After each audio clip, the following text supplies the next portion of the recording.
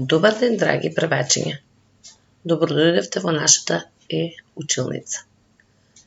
Јас сум Ивановска Анита, наставничка во прва одлинија во Основното училиште Петар Петрович Његош, колонија Идрисова.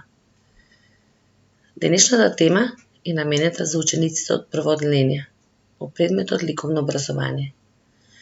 Верувам дека многу сакате да цртате. Накратко, ќе се запознаеме со ликовните елементи во цртањето. Тема мојата омилена играчка. Цели ученикот ученичката да го открие и запознае ликовниот јазик, ликовните елементи и нивната употреба во ликовното творештво. Да се оспособува да набљудува, споредува и да ги утврдува сличностите и разликите помеѓу предметите и појавите. Рековме накратко ќе се запознаеме со ликовните елементи, кои се основни средства во ликовното изразување. Ликовни елементи се 8. Тоа се линија, насока, големина, текстура, форма, боја, тон, простор. Линијата ја гледаме насекаде околу нас. Во природава, растаријата, објектите, фигурите и во сите предмети што не откружуваат. Линиите може да се поделат на криви и прави, а може да бидат дебели и тенки, куси и долги. Еве тука имам нацртано линии, еве дебела линија, еве крива, еве право легната, еве линиичките искривени, пократки куси, еве тенки линиички. Со линиите пишуваме текстови и комуницираме меѓу себе. Разликуваме контурна и текстурна линија. Со контурната линија го пишуваме надворешниот лик и формата на предметот, а со текстурната линија се представува карактерот на површината на предметот што го цртаме. Втор ликовен елемент, ќе кажеме насоката. Човекот се движи во некој правец.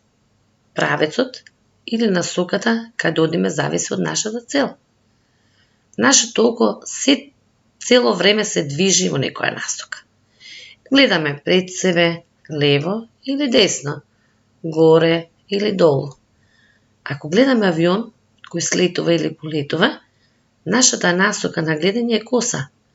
Ако пак гледаме воз, река или пат, нашата насока на гледање е лево или десно, односно хоризонтално. И во ликовните уметности имаме ликовен елемент кој го нарекуваме насока.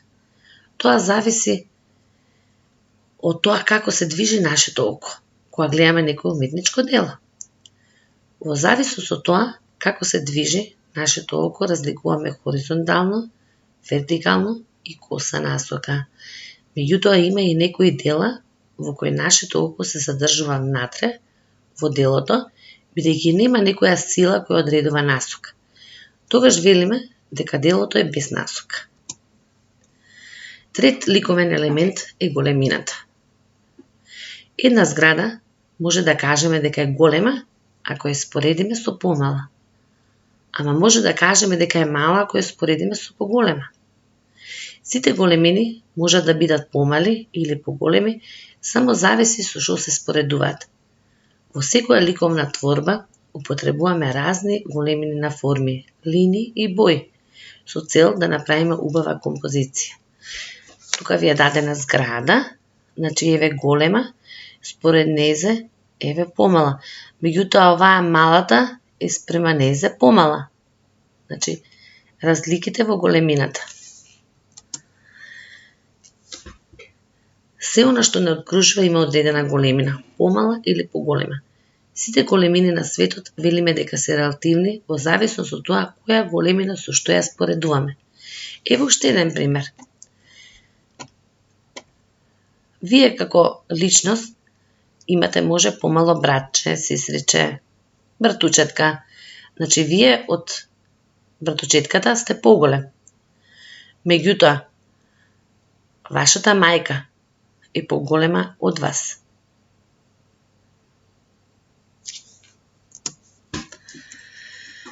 Текстура. Текстура е ликовен елемент кој може да се види и да се осети со допир. Може да забележиме дека површината е рапава, мазна, мека, тврда, мокра или сува.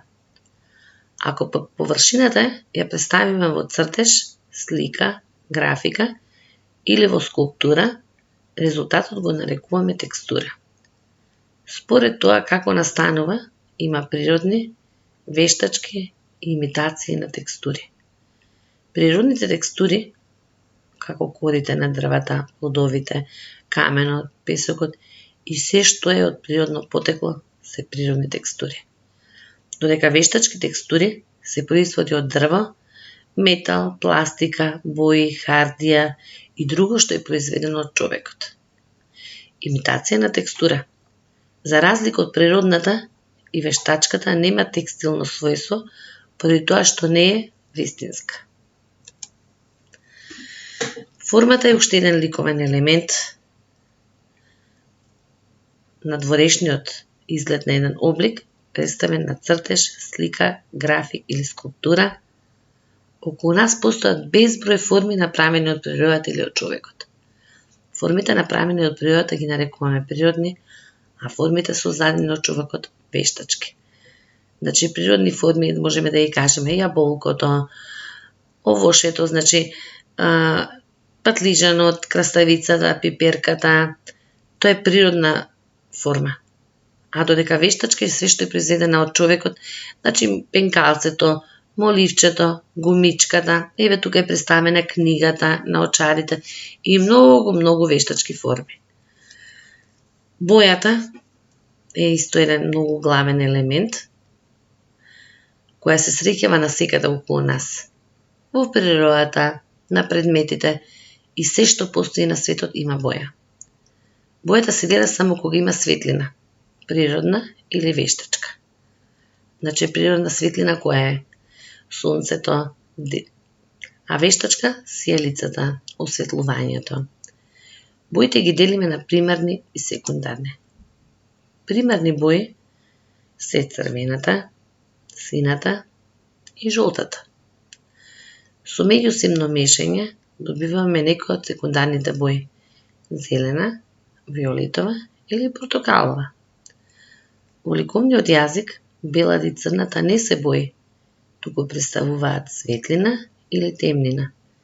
И затоа овие бои се нарекуваат ахроматски бои. Еве ви пример. Значи, еве, жолта и црвена помаранџаста. Гледате? Ете така. Тонот е дел од бојата. Од една боја може да правиме многу светли и темни тонови од истата боја. Ако на една боја постепено додаваме бела боја, ќе добиеме се посветла и посветла боја. А доколку постепено додаваме црна боја, ќе добиеме се потемна и потемна боја. Значи, еве, од темно почнуваме, па додаваме посветло и доаѓаме до најсветло. Сега да споменеме и просторот како ликовен елемент, а тоа е се она што не обкружува нас. Во просторот се движиме, се забавуваме, спиеме, живееме, учиме. Постојат два вида на простори: внатрешен и надворешен. Внатрешен или затворен простор е секој простор направен од човекот, за да му служи за некоја намена. Например, собата, училиштето. А надворешен простор, отворен простор, е оној во кој можеме да се движиме без ограничување. Например, паркот, плоштадот, планината, дворот, училишниот двор. Еве, значи, тука имам внатрешен простор, училницата, и надворешен простор училишниот двор. Накратко се запознаме со ликовните елементи, кои се многу едноставни за разбирање. Многу ќе ни помогнат ликовно да се изразиме, како и да разбереме ликовната уметност. Секој дел од цртеж од ликовната уметност е изградено од меѓусебно комбинирање на ликовните елементи. Сега да се обидеме да нацртаме цртеж на темата Мојата омилена играчка. Последниве неколку слајдови има примери како да се обидете да ја нацртате вашата омилена играчка со помош на ликовните елементи кои го појаснивме претходно. Секогаш прво се започнува со цртање на линија, која во случајот е крива линија. Потоа, треба да се обидеме да ја додадеме насоката на цртежот, односно како треба да изгледа цртежот. Големината на главата, во случајов на Пепе прасето, ја одредуваме сами со помош на вашата имагинација. Значи, еве, очиња, носе, ушиња. Следен ликовен елемент кој ќе го искористиме во овој цртеж е формата на телото. Значи, тука го цртаме телото, ставаме рачиња, ножиња. На крај, од нашето цртање на цртежот ќе се обидеме да додадеме бои со цел да го доловиме вистинскиот лик на Пепе прасето. Значи, една од умилените, верувам, играчки ваши. Ајде сега да ја нацртаме кулата на Марко. Еве кулата на Марко. Ајде сега да помогне на Ема за незиното мече. Еве го мечето на Ема. Ајде сега на Сара куклата, барбиката на Сара.